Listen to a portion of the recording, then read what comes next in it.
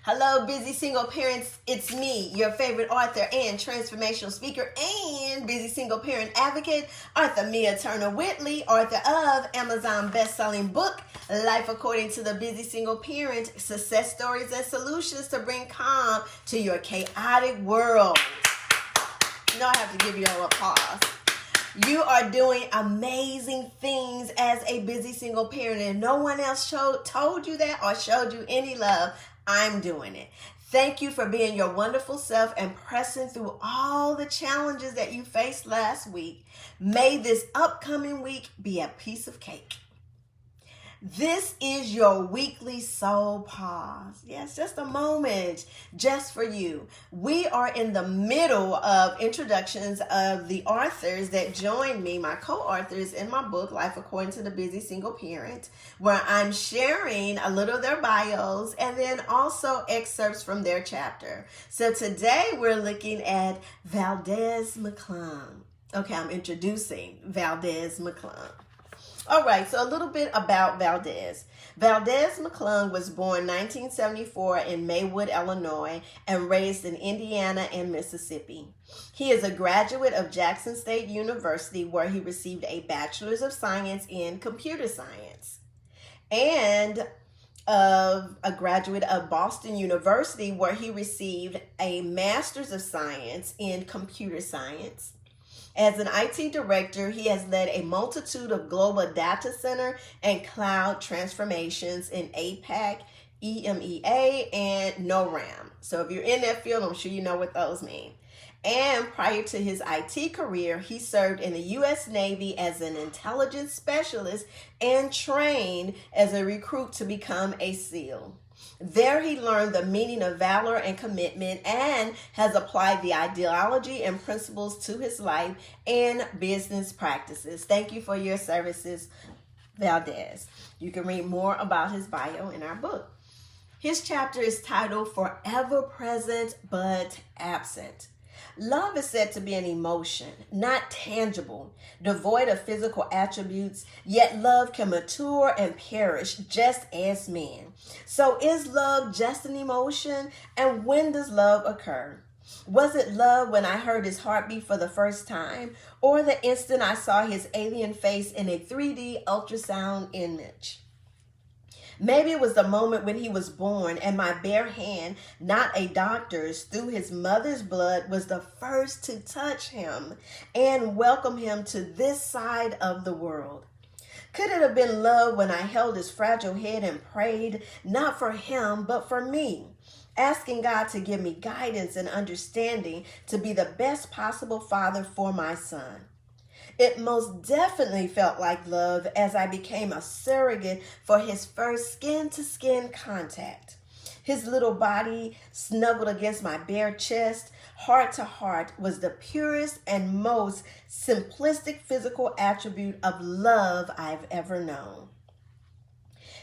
However, unconditional love truly entered my life the moment that the first response test revealed his mom was pregnant. All right, let's skip over a couple of pages. As his elder brother began to quantify the meaning of having a little brother, I began to dread our departure and my next steps. How will this work? Their mom with one child and me with the other. Do we attempt to reconcile again or co-parent with children in separate homes? Fortunately and unfortunately, life circumstances led to us agreeing that it was best for our children to be raised in a single household. This was an extremely difficult decision for their mom, but one that had to be made in the best interest of our child. However, we disagreed if the decision was provisional or perpetual, which again led to a clear understanding that our family would now be me and the boys. Skipping over a couple of more pages. On November 6, 2018, the definition of me and them would begin to change. On that day, I received a message via LinkedIn from a person whom I had no affiliation. Imagine that, LinkedIn. She requested that I contact her via phone to discuss a personal matter. Intrigued to know what personal discussion a stranger from LinkedIn wanted to have, I called. Her comments were brief and direct. She informed me that there was a possibility I had a 21-year-old son. She made certain to clarify that she was not the mother and was calling as a spokeswoman on behalf of my potential son. This may have been shocking and overwhelming to most, but it was not for me. The discussion had only brought forth a matter that had gone unanswered since '97. And now I was being given an opportunity to get answers. However, the answers I sought came with stipulations. My potential son's mother would not be involved as she was unaware of the ongoing discovery. Nor would I be permitted to have contact with my potential son during the process, or he might walk away from the matter completely. All of this was alarming to me and gave reason for me to retreat and run. Why do this to my family? This was the question I asked myself over and over again. The answer never changed because every person deserves to know who their parents and children are.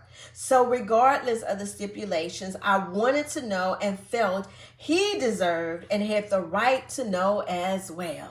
You want to know what happened? You want to find out? You'll have to get the book. Let me wrap up with this last piece of his last paragraph, where he says, hopefully my journey with my children allows us all to grow and mature as family. And one thing remains constant. No matter what, I will always be forever present, even when absent. Oh, that was some good stuff up here. All right, so if you want to get your copy, go to my website, miaspeaks.com, click on the shop tab, and there you'll see all my books, not just that one, but you'll see my book, and I will send you an autographed copy. All right, so thank you all so much for joining me today on Mia Speaks. I was about to say Mia Speaks Wellness Wednesday. Y'all watch my Wellness Wednesday? I do it live on Facebook. However, thank you for joining me on this edition of Life According to the Busy Single Parents. And don't forget, take 5 minutes of self-care just for you.